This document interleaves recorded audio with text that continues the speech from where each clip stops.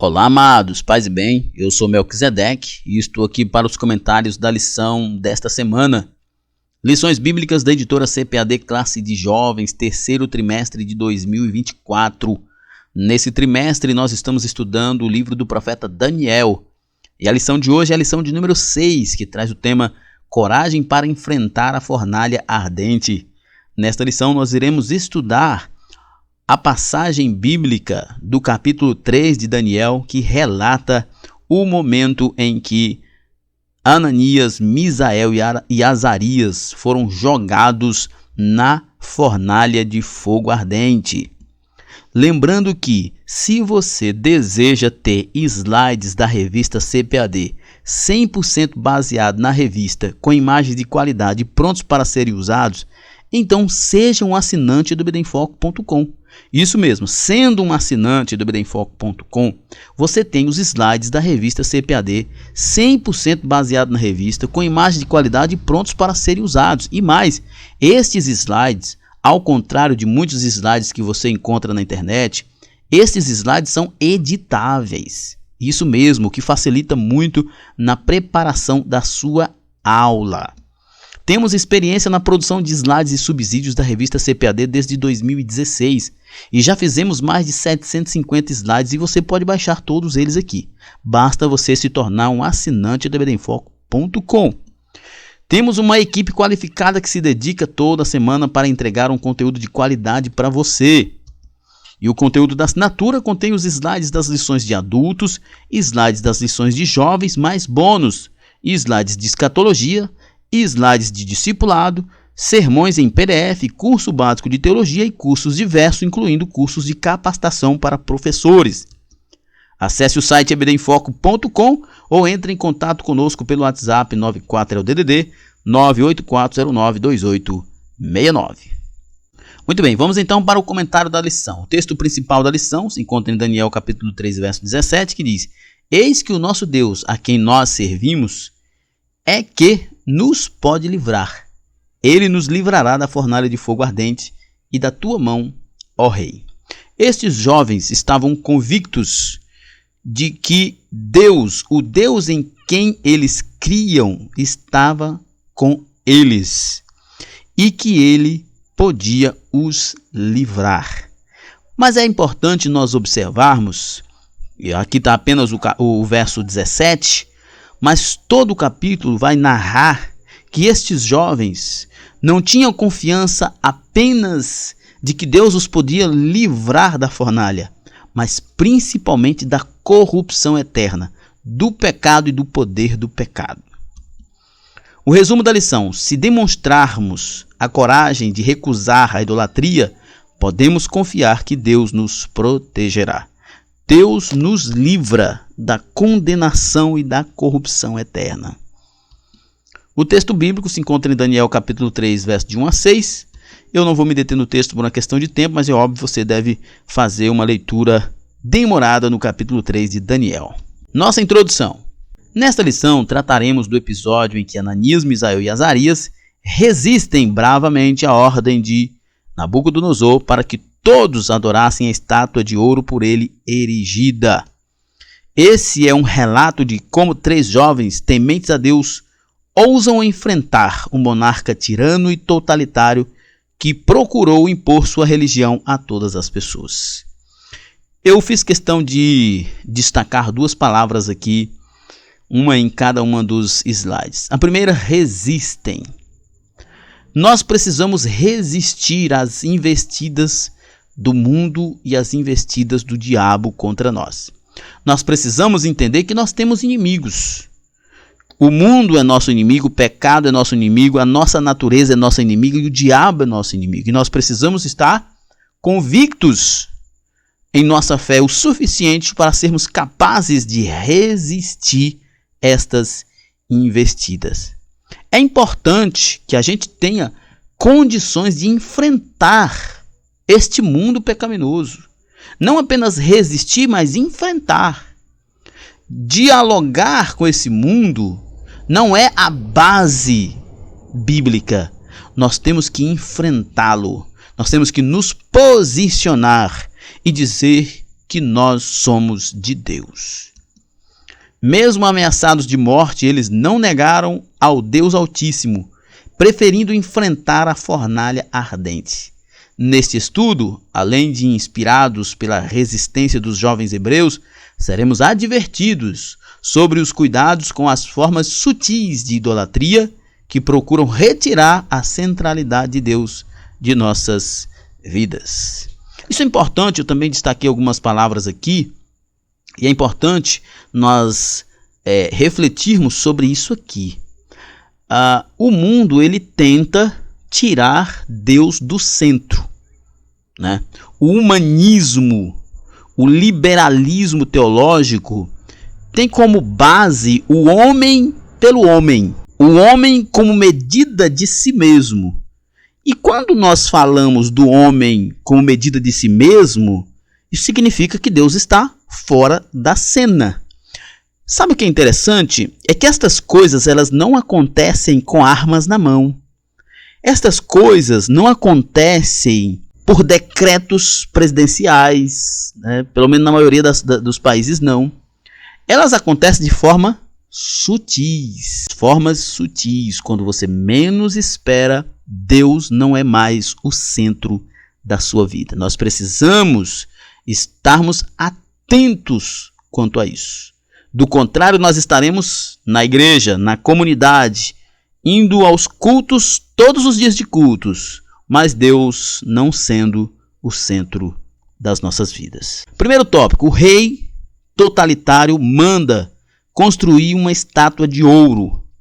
O endeusamento do rei. Ao longo da história, muitos homens tentaram assumir a posição de deuses, em busca de glória e reverência. Envenenado pelo poder, Nabucodonosor também fez isso. O monarca mandou construir no campo de Dura uma estátua de ouro com mais de 27 metros de altura. O fato de ter ouvido anteriormente que ele era a cabeça de ouro da estátua de seu próprio sonho seria causa dessa soberba construção? A Bíblia, na verdade, não dá detalhes sobre isso. Também não menciona de quem era a representação da imagem, se dele mesmo ou se de alguma de suas divindades. Não é de se estranhar que ele possa ter feito uma estátua de si mesmo, porque eles acreditavam no rei, no imperador, como sendo o representante dos deuses, em muitas culturas, inclusive na Babilônia. Mas, de fato, não podemos especular sobre esse assunto, porque a Bíblia não dá detalhes. A Bíblia diz que era uma estátua e que a ordem era que todos se curvassem diante dessa estátua. Não sabemos, de fato, se essa estátua era do próprio Nabucodonosor ou de alguns dos seus deuses. O que não importa. O que importa é que era idolatria. Não importa qual era a imagem, mas importa que era uma adoração a quem não devia receber adoração. Seja como for, vemos aqui um ato extremo de autoexaltação e demonstração de poder. Muitas vezes a religião é somente um pretexto para alguém esconder o desejo de ser notado pelo mundo, usando-a para fins egoístas, né? Quem sabe, de fato, esta estátua era do próprio rei, mas ele estava apresentando ela como uma divindade. E muita gente, de fato, faz da religião, muitos líderes, por exemplo, faz da religião uma forma de ser notado, de ser querido, de ser aplaudido. Mas isso é um equívoco. A Bíblia mesmo é categórica em dizer que Deus abate os soberbos. Em busca de adoração, o rei extravagante mandou convocar todas as autoridades do seu reino para comparecerem à cerimônia de consagração da imagem levantada. Mais que um simples convite, era uma ordem. Dessa forma, ele queria impor sua religião a todos. Além da presença, todos deveriam se prostrar em adoração diante da suntuosa imagem. assim que os instrumentos fossem tocados. O que é importante nós notarmos aqui, que não era opcional, era uma ordem. E todos que estavam ali já sabiam das consequências de quem não se curvasse. Esses 3 jovens, Misael, Ananias e Azarias, já sabiam dos riscos que corriam. Fazem isso de forma consciente, fazem isso confiados no Senhor, mas fazem isso de forma consciente. Eles sabiam dos problemas que viriam e das consequências que teriam. A estátua sobrepujava um objeto arquitetônico, era um ídolo, que deveria ser reverenciado por todos os súditos. Tanto que a palavra adorar, do hebraico sagda, é mencionada diversas vezes nesse texto. A ideia não era apenas uma homenagem ao rei, mas era uma forma de adoração. A punição para o descumprimento seria a morte dentro da fornalha. A solenidade é extravagante e pomposa. Assim que os instrumentos musicais fossem tocados, todos, incluindo as autoridades, deveriam se prostrar e adorar a imagem levantada pelo rei. Ninguém estava isento desta responsabilidade. De igual modo, ninguém estava isento das consequências caso desobedecessem, como foi o caso dos 3 jovens judeus. A ausência de Daniel.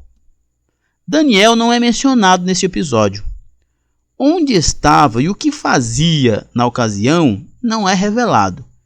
Mesmo aqui, extraímos algumas lições. O fato dele não estar diretamente envolvido nesse relato, apesar de ser o personagem humano principal no livro, indica que a coragem e a fé não eram exclusivas de Daniel. Mostra que a fé e a fidelidade ao Senhor eram qualidades compartilhadas igualmente pelos outros jovens judeus. Daniel não era o único fiel ali no cativeiro. Havia muitos outros fiéis, inclusive Ananias, Misael e Azarias. Além disso, o fato de Daniel, autor do livro, ter registrado o episódio sem a sua presença, demonstra sua humildade ao não se colocar como a única testemunha fiel na Babilônia, mas sim como alguém que deseja transmitir as lições e os exemplos de fé de seus companheiros. Daniel não está aqui preocupado se ele será lembrado. Ele não está em busca de ser reconhecido. Ele está em busca de fazer com que o Deus eterno seja reconhecido. A fidelidade não é exclusiva de alguém. Da mesma forma, não existem heróis solitários. Na vida cristã, e sempre há alguém com quem podemos contar. A igreja é um corpo formado por muitos membros, né? Não existe heróis solitários. O apóstolo Pedro escreve para os irmãos dizendo: olha, vocês estão sofrendo agora, mas se consolem que há muitos outros irmãos que estão passando pela mesma situação por causa do evangelho. Não é só você, meu irmão, que está lutando. Eu também estou. Há muitas pessoas que também estão lutando contra o pecado. Eu não sou o único. Você não é o único. Somos um povo que luta contra o pecado. Um povo que luta pela fidelidade a Deus. Um povo que luta para viver em comunhão com Deus. Não existe heróis solitários. Não é só você que está sofrendo, não é só você que está lutando. Nós estamos juntos. A coragem dos amigos de Daniel, segundo tópico. A denúncia e o perfil dos acusadores.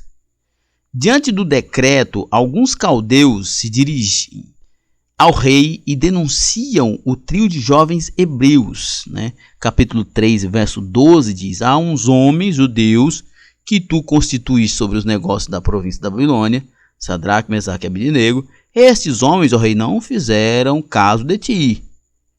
A teus deuses não servem, nem a estátua de ouro que levantastes adoram. Em primeiro lugar, as palavras dos acusadores revelam que eram invejosos ao mencionar a posição privilegiada que os jovens judeus conquistaram em tão pouco tempo. Isso aqui é interessante, né? Sempre que alguém sente inveja de você, ela faz questão de, em uma acusação, fazer referência à posição que você exerce ou aos bens que você tem. E aqui há uma clara demonstração de inveja dessas pessoas, porque Daniel e seus amigos eram valorizados e reconhecidos por Nabucodonosor como pessoas importantes e fundamentais para o funcionamento do reino. E outra coisa, a denúncia também prova que havia ali uma vontade de subjugar esses jovens porque eles eram mais proeminentes. Porque sendo eles estrangeiros, eram mais proeminentes, eram mais capazes, eram mais competentes e eram mais reconhecidos do que estes outros. Em segundo lugar, eram bajuladores. Ao apelarem para o ego do rei, não fizeram caso de ti. E outra coisa, estavam ali, buscando uma ocasião, estavam vigiando. E como diz o comentarista aqui, eles apelam para o ponto central do rei, que é o seu ego. É um homem cheio de vaidade, então disse, olha, o problema deles não é só contra os seus deuses ou contra a sua estátua, é contra você. Eles estão desrespeitando você. Quando alguém invejoso e bajulador quer prejudicar alguém, sempre entra nessa perspectiva da pessoalidade, da pessoalidade para poder prejudicar, ofender ou causar uma intriga. Em terceiro lugar, eram ingratos, bajuladores e ingratos, porquanto se esqueceram que eles tiveram a vida poupada pela intervenção de Daniel e desses jovens que agora denunciam. Daniel capítulo 2, verso 24, por isso Daniel foi ter com Arioque, ao qual o rei tinha constituído para matar os sábios da Babilônia. Entrou e disse assim, não mates os sábios da Babilônia, estes mesmos que agora estão se levantando contra eles. Meu amigo, meu irmão, lembre-se uma coisa, fiel é Deus. Eu não estou dizendo, e o professor pode explorar isso com seus alunos, eu não estou dizendo que a gente não pode ter amigos, que a gente não pode confiar em amigos, em pessoas, mas a gente precisa entender que perfeito é Deus, que você não deve esperar das pessoas aquilo que elas não podem dar. Imagina se Daniel, Ananias, Misael e Azarias coloquem em seus corações de que agora estes sábios são nossos devedores e entregam suas vidas nas mãos deles. Todo mundo está aqui buscando um lugar no sol. E se não temem a Deus, é muito difícil que essas pessoas não pensem em primeiro lugar em si mesmo. Como eu disse, eu não estou dizendo que você não possa ter amigos ou confiar em pessoas, mas eu estou dizendo que só Deus não irá te decepcionar. A bravura dos jovens. Tomado de fúria, o rei manda chamar os 3 rapazes e lhes dá o ultimato. Se adorassem a estátua, estariam livres. Do contrário, seriam lançados imediatamente na fornalha. Em sua prepotência ainda diz, e quem é o Deus que vos poderá livrar das minhas mãos? Ele esqueceu tão rápido do Deus de Daniel, que deu a Daniel poder para interpretar o sonho. Ele esqueceu tão rápido. Quem ama o poder não está preocupado em blasfemar, não está preocupado em transgredir. O amor pelo poder é muito maior do que qualquer temor. Mostrando profunda convicção e força de caráter que se manifesta em crentes sinceros que não se acovardam, os 3 rapazes rejeitam até mesmo se defender. Olha que coisa interessante, Profunda convicção de caráter. Tinha tanta convicção de que eles estavam certos que eles não se preocupam em se defender.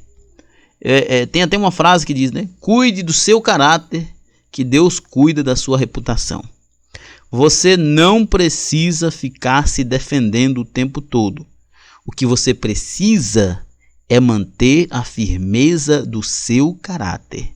O que você precisa é ter convicções profundas e um caráter irrepreensível, que o que as pessoas falam de você, se for verdade, se confirmará. Se for mentira, cedo ou tarde irá se desfazer. E a frase que eu citei agora há pouco é muito verdadeira. Cuide do seu caráter, cuide da sua pureza, da sua integridade. Seja puro, seja íntegro, seja santo. E o que as pessoas vão dizer de você por aí, isso depois elas resolvem com Deus. Eles não precisam se justificar diante da injustiça. É Deus quem os justifica, como diz Paulo em Romanos 8,33. Com bravura, afirmo que se forem lançados na fornalha, Deus os livrará. E mesmo se isso não ocorresse, em hipótese alguma, iriam cultuar a imagem. Isso aqui é muito interessante. Eles estão convictos, antes de tudo, de que Deus está com eles. Deus está com eles. Mas isso aqui me remete para uma questão que é importante. Estes homens tinham uma expectativa eterna da existência. A expectativa deles não era apenas uma expectativa meramente terrena. Porque eles de fato dizem, olha, o nosso Deus a quem servimos, ele vai nos livrar de ti e da tua fornalha. Porém, se ele não nos livrar, isso não importa para nós. Isso não importa para nós. Nós preferimos morrer nesta fornalha do que nos corromper. Mas por quê? Qual o sentido disso? Qual o sentido de morrer ali, sendo queimado? Qual o sentido? Só tem um sentido: a expectativa da eternidade. O que esses jovens tinham em convicção era: nos curvarmos diante desta fornalha é nos corromper, e aí sim nós seremos de fato jogados em uma fornalha de fogo. Mas se nós permanecermos fiéis, nós seremos jogados nessa fornalha de fogo. Se Deus quiser, ele impede de nós sermos jogados. Se ele não quiser, ele nos salva da fornalha. E se ele não quiser, nós morreremos nessa fornalha, mas nós não seremos condenados ao inferno, porque nós morreremos fazendo a vontade de Deus. Estes jovens tinham uma convicção profunda de que havia algo muito maior do que a fidelidade momentânea deles, mas a eternidade com Deus. E valia a pena, inclusive, morrer para manter a fidelidade com o Pai. Não negociaram a fé. Mesmo que as pessoas mais influentes tivessem cedido, e ainda que a multidão tenha se curvado à estátua, estes não o fariam. Não negocie sua fé por causa de pessoas influentes ou por causa da multidão que se curva. Não sigam. Só porque essa pessoa é uma pessoa influente, só porque tem uma multidão seguindo, não siga. Siga a Jesus pela fé e pela convicção que você tem de ser salvo por ele. Tal resposta mostra que esses jovens eram novos em idade, mas maduros na fé. Sabiam que eventualmente, dependendo da vontade de Deus, estariam preparados para a morte. Preferiram morrer a ceder ao pecado. Somente a maturidade nos prepara para os momentos finais da nossa vida. Somente a maturidade. É por isso que é importante, o professor deve inclusive explorar isso com seus alunos, é importante que os jovens busquem ter experiência com Deus, para que tenham uma fé madura, para que esta maturidade de fé os prepare para os momentos difíceis da vida. É por isso que há tantas pessoas desesperadas, porque vivem vida superficial, vidas frágeis, vidas fragmentadas, diluídas. Mas quando você busca a maturidade, você se prepara para os momentos de dificuldade. O Deus que salva na fornalha. Nabucodonosor mandou aquecer a fornalha 7 vezes mais e determinou que os moços fossem amarrados e jogados dentro da fornalha. E o milagre aconteceu. O próprio rei percebeu que eles não estavam sós, mas havia um quarto homem com eles com aparência divina. O crente fiel não anda só. Você não está só, meu irmão. Você está guardado por Deus. Eles estão vivos e caminham livremente pelo fogo. Eles andam com Jesus. O fogo queimou as cordas, mas eles estão ilesos. O Senhor permite que passemos por vales e provações, mas sempre está conosco. Como resultado da fidelidade e bom testemunho do jovem, o rei, agora, em vez de exigir adoração, louva a Deus. Quando o crente é fiel, o Senhor é exaltado. Quando o crente honra a Deus, Deus também é honrado. O resultado da nossa fidelidade é fruto para o reino. É por isso que Jesus disse, olha, vocês são luz do mundo e sal da terra, né? E as obras de vocês, quando o mundo a vê, o mundo glorifica a Deus pelas boas obras. O resultado da nossa fidelidade, o resultado da nossa fé glorifica a Deus. Terceiro tópico, idolatrias e fornalhas do tempo presente. O pecado da idolatria.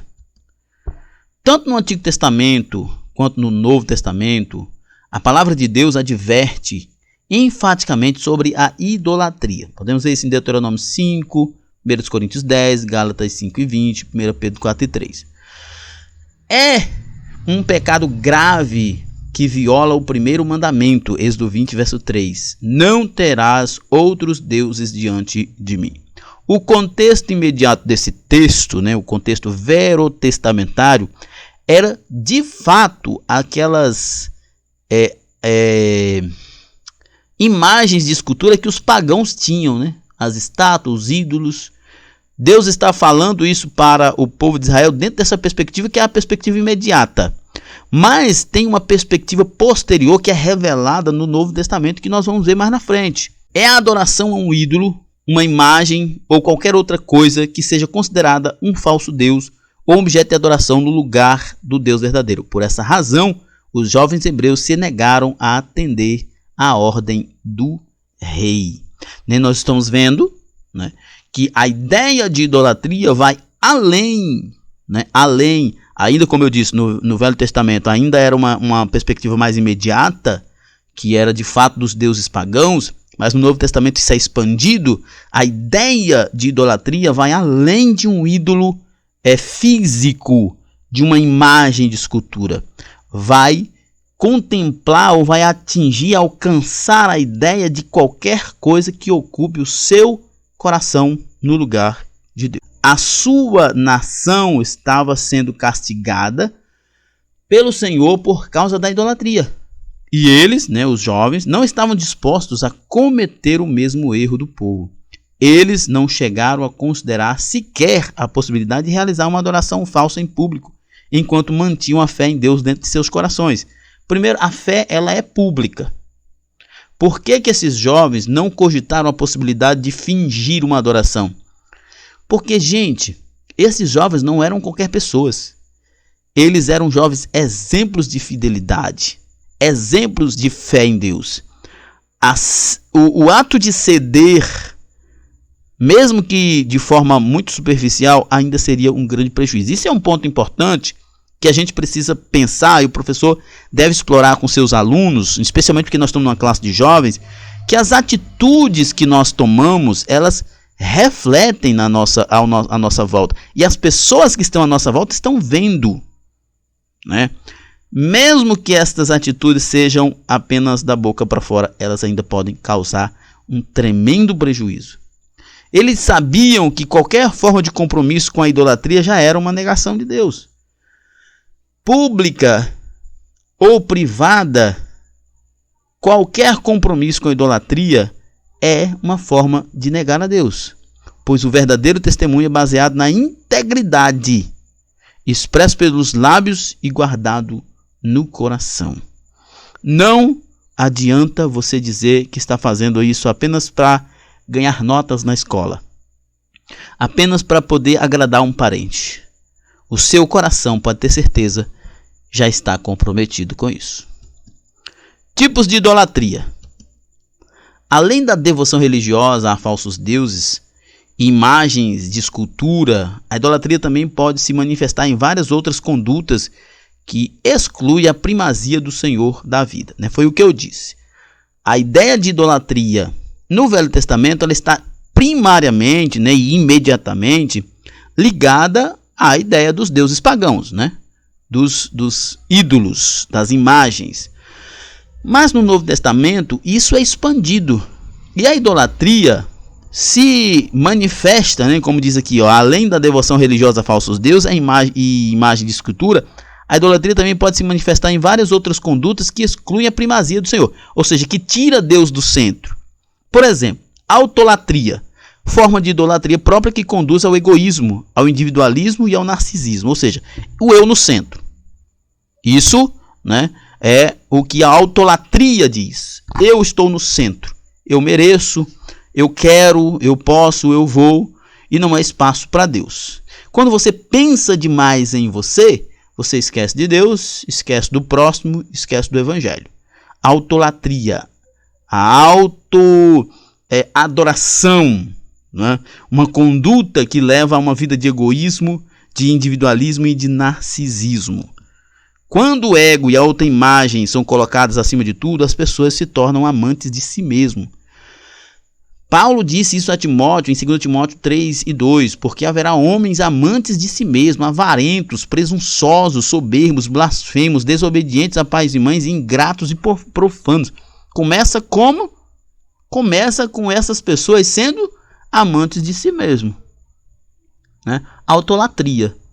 Deus não está no coração dessa pessoa. Quem está? Ele mesmo. E se ele mesmo está no coração dele, ele é o seu padrão, quais são as consequências? As consequências é avareza, presunção, soberba, blasfêmia, desobediência, ingratidão e profanação de Deus. Ou seja, o homem como medida de si mesmo é um desastre. Segundo, culto à personalidade, valorização e veneração excessiva de outras pessoas, tais como figuras públicas, artistas, influencers e até mesmo religiosos. Isso é importante. Olha só, isso aqui é um problema, né? Muitos cristãos não gostam de admitir isso, mas existem muitos cristãos, né, que veneram seus pastores. E esses pastores gostam disso. Existem tantos artistas gospel que gostam de ser venerados. Existem cristãos que veneram seus políticos, né? O lulismo e o bolsonarismo tá aí como prova cabal. Muitos crentes adorando, quase se prostrando diante do Lula, outros quase se prostrando diante do Bolsonaro, uma polarização dentro do próprio cristianismo, que eu nunca vi algo tão imbecil como esse, né? Culto à personalidade.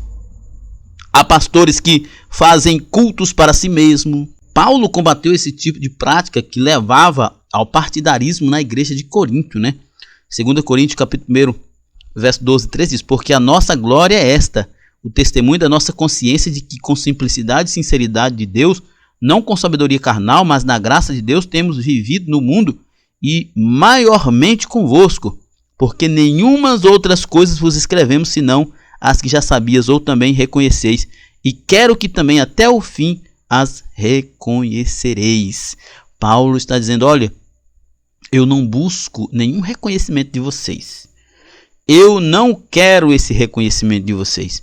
Todo reconhecimento que eu preciso, eu já tenho de Deus. Terceiro, o amor ao dinheiro e à riqueza. A busca desenfreada por riqueza e o foco no dinheiro como principal objetivo da vida.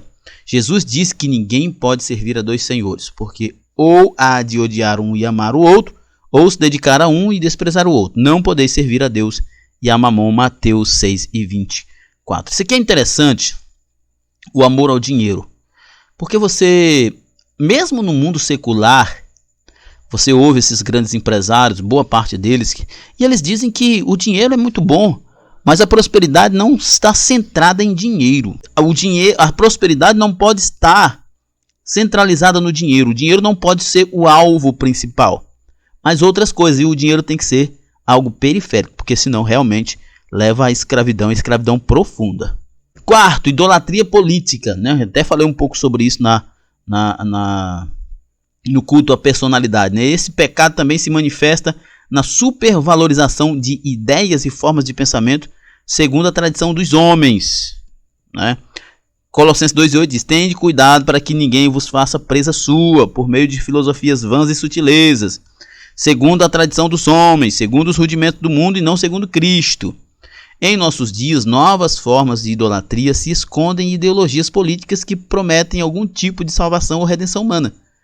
Devemos ter a convicção de que nenhum homem, partido ou nem mesmo Estado é capaz de salvar. Só temos um Deus e Salvador. Isso aqui é sensacional. Só que isso aqui é muito difícil falar nas igrejas, especialmente na igreja cristã, hoje na era do bolsonarismo. Gente, eu não sou petista, muito pelo contrário, eu tenho aversão à esquerda. Um cristão não pode ser de esquerda, não tem o menor cabimento. Mas daí, como por exemplo, eu conheço pessoas na minha igreja que diz que o Bolsonaro era o enviado de Deus para salvar o país e para livrar a igreja da opressão do comunismo. Gente, pelo amor de Deus, menos. Você deve ter suas preferências políticas, e isso é absolutamente legítimo. Mas pensar que um ímpio é o escolhido de Deus para libertar a igreja da opressão de qualquer sistema, isso já é demais para mim. As novas fornalhas. Nabucodonosor não foi o único governante a exigir das pessoas lealdade absoluta. Esse tipo de regime totalitário aconteceu diversas vezes na história, transformando o Estado ou o líder político em objeto de reverência absoluta por meio do culto à personalidade. Nabucodonosor não foi o único governante a exigir das pessoas lealdade absoluta. Esse tipo de regime totalitário aconteceu diversas vezes na história, transformando o Estado ou o líder político em objeto de reverência absoluta por meio do culto à personalidade.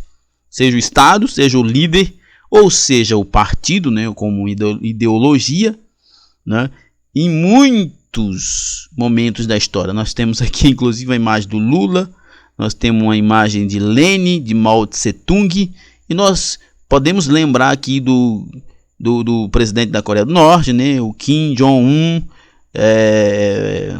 o presidente da Rússia, Vladimir Putin, o Xi Jinping da China, Daniel Ortega da Nicarágua, o Nicolás Maduro da Venezuela também é um ditador e não aceita que as suas reivindicações não sejam aceitas. Então assim, e tem muita gente que ainda venera esse tipo de sistema, e nós precisamos ter cuidado quanto a isso, porque eu estou fazendo uma citação aqui de sistemas que para nós é um pouco distante, mas tem muita gente que venera isso, e a gente precisa ter cuidado quanto a isso.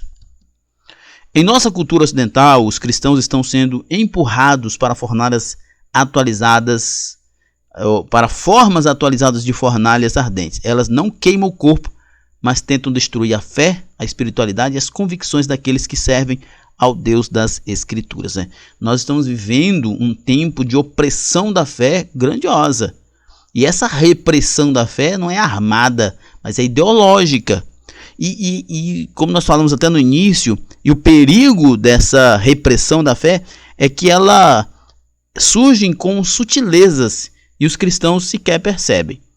Pensamentos totalitários procuraram jogar os cristãos para a morte na cultura, caso não adoremos aos seus ídolos. As fornalhas são novas, mas a estratégia é antiga. Vale a pena seguir o exemplo dos jovens hebreus e batalhar pela fé. Esse é o sistema da esquerda, né? As ideologias de esquerda tendem a isso. Criam seus ídolos, suas formas, e os cristãos que não se adequam são expulsos, são tidos como fascistas, fundamentalistas.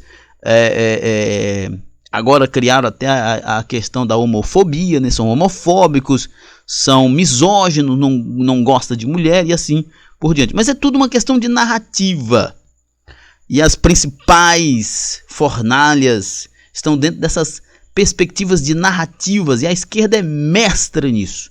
Por isso que eu não gosto da ideia de cristão de esquerda. Não existe cristão de esquerda. Nossa conclusão. Muitos anos se passaram desde o episódio em que os jovens hebreus enfrentaram a ameaça de serem lançados em um forno ardente por não adorar a estátua do rei. Hoje, a Igreja de Cristo se depara com pressões para ceder a ideologias prejudiciais. É essencial encontrar a coragem de resistir a essas pressões idólatras evidentes e ao mesmo tempo discernimento para evitar a adoração de ídolos que sutilmente se ocultam em outras formas de expressão. Muito bem, chegamos ao final de mais um comentário. Você que faz uso dos slides produzidos pelo ebdemfoco.com, tire uma foto de você ministrando e nos mande aqui, por gentileza. Acesse o site ebdemfoco.com, entre em contato conosco pelo WhatsApp 94, é o DDD 984092869, para mais informações. E é isso aí, na plataforma ebdemfoco.com você tem tudo o que precisa para ministrar uma aula de excelência na EBD. Ficamos por aqui, até a próxima. Paz e bem a todos.